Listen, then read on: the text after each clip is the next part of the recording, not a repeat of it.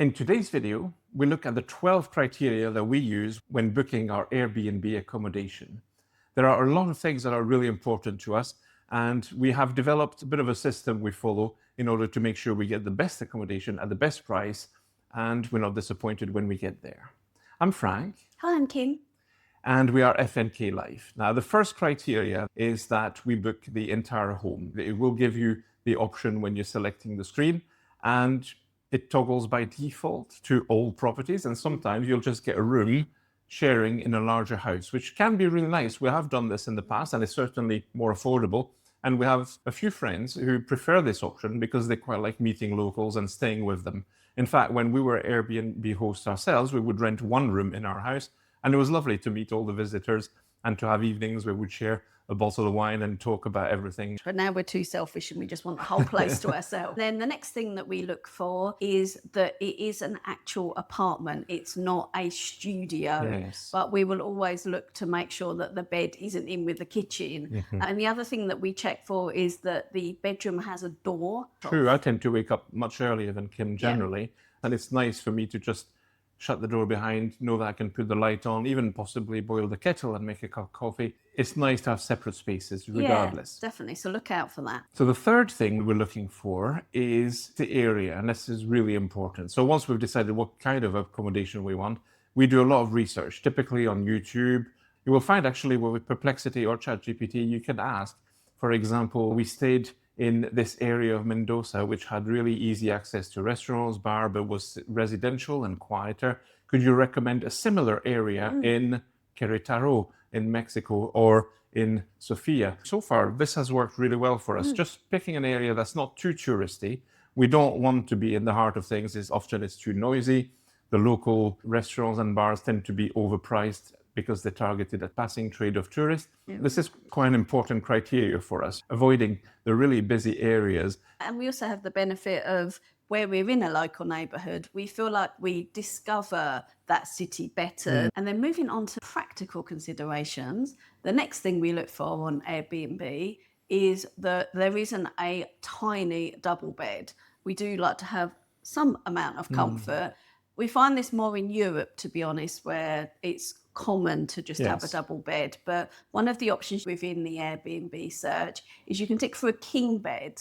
And if we can get one of those, that's quite nice. Yeah, that's great. I mean, I take a lot of space in bed anyway, and Kim likes to starfish. Well, we're not going to share too much. Okay, we should stop. but in general, you don't want to be squished together for a whole month. We also like to read the reviews to find if they have a comfortable mattress. And maybe it's an old age talking, but having a nice, large, comfortable bed is a real luxury. The next thing, and this takes us to number 5, is that we like to have 2 bathrooms if possible. Now, when we look at our area, we will filter for a minimum of 2 bathrooms. This will reduce the number of properties available from 120 to usually 20 or fewer. And if it's only 2, then we'll remove that toggle. But it allows us to really quickly narrow down to the properties that are larger. So even if you don't need 2 bathrooms, we quite enjoy having the luxury of having one each.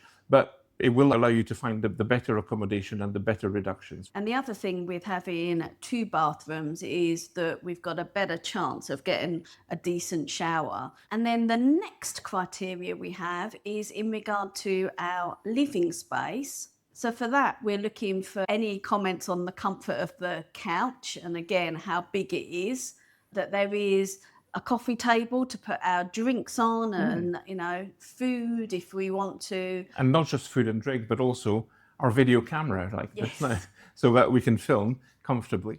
And also with that in mind, we do like a dining room table or some kind of counter space that we can work at or prepare food, etc. And then also in the lounge, and you'd be surprised how often this doesn't come together. We will look to have a TV in the property, and you would think that that would be in the lounge and opposite your sofa, but no. Often it's to the side on a wall or behind you. Or up on the ceiling in the kitchen. Yeah, we do a fair bit of rearrangement with furniture.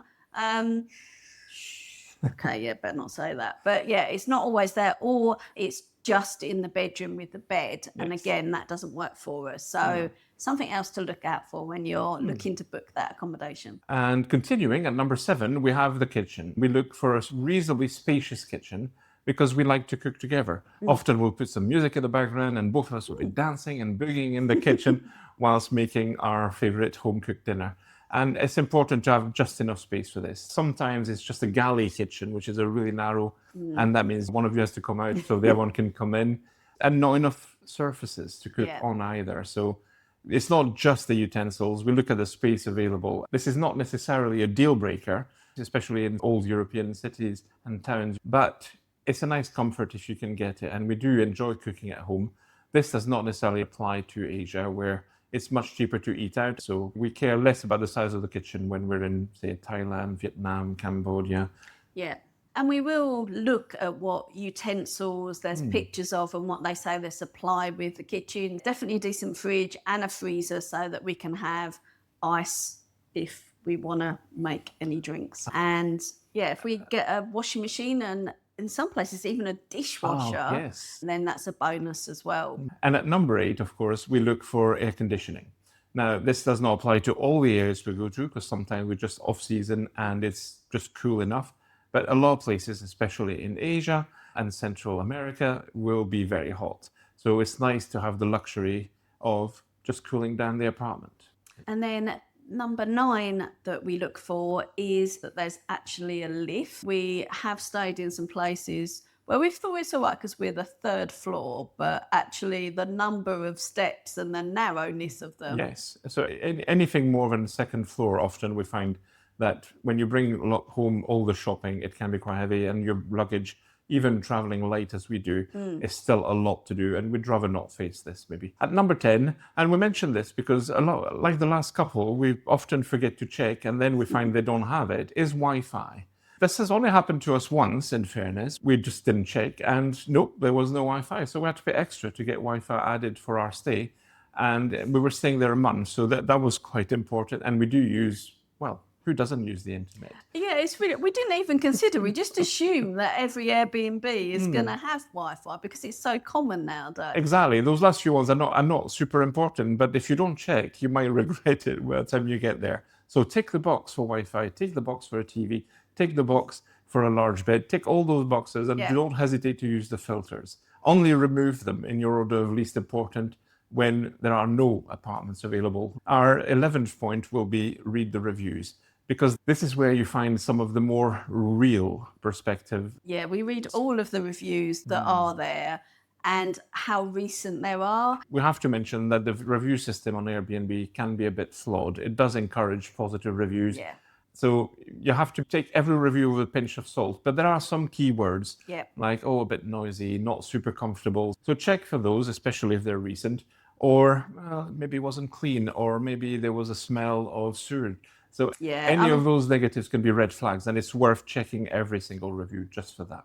But also they can be really helpful where they'll talk about, it was only a 5-minute walk to the supermarket, or there was an amazing restaurant around the corner, and it just gives you a real vibe for the area. Yeah, and it can really help you validate the research you've done about an area, confirming that this area has all the shops, all the restaurants that are walkable distances. Sometimes it can actually make you check again because you find that that area was supposed to be good, but somebody mentions an issue or two in the reviews. So it might be worth then going back to your Perplexity or your Chat GPT to find a slightly better area. And finally, at number 12, again, those are probably a slightly descending order of less and less priority. But if you've gotten that far and you're still left with half a dozen properties to look for, then we tend to favor the ones that are guest favorites or superhost status. Superhost status in itself is not worth a lot, but it does mean that hosts want to keep that status. You have to keep your 5-star rating. You have to respond fast, which means also that you're really reluctant to cancel anyone. And because we book our accommodation often 6 months in advance, we dread the idea that our host would cancel a month before our travel, because then any accommodation that's left, if any, would be expensive and a lot less choice. So having a super host means that they're less likely to cancel on you. Canceling would mean that they would drop their status. Yeah, they're normally more involved and they care more. And all of and those it just good means things. that in our 2 years, we've had nary a problem at all with all our hosts. So do check for guest favorite or superhost status if possible. we're not scared of new listings. Everybody starts somewhere, and if they don't have too many reviews, sometimes they offer a better discount, and we're willing to give them a chance for this. So those are the 12 steps that we try to follow when we're booking our Airbnbs. We'd like to hear if you have any other non-negotiables or deal breakers. We plan to continue traveling for many years, and we really hope that not only Airbnb continues being available, but it also gets better over the next few years. So leave us a comment with your experiences of Airbnb. We'd love to hear what happened, good and bad. And give us your tips as well, because it might be that there's some criteria that you use that we've not listed or thought about. Especially for the studios, we still haven't found a way. We tried to add 1-bedroom minimum or 2-bedroom minimum, but that is not a reliable indicator. So if you have extra tips that could improve our experiences, especially since you watched that video and hopefully all our other videos, you know who we are, you know what we're looking for. And also the other thing that we'd love, shout out to Airbnb, is once you've dismissed somewhere, so if you looked at it and you've gone, no, it's not for us, it'd be great to be able to like take it off of what you're shown as well. True. And they won't do that. That's an improvement we'd like, yes, to be able to eliminate some of the search results from our inquiries so we don't keep looking at the same results every single time. Anyway, thank you for watching the video, and we'll see you on the next one.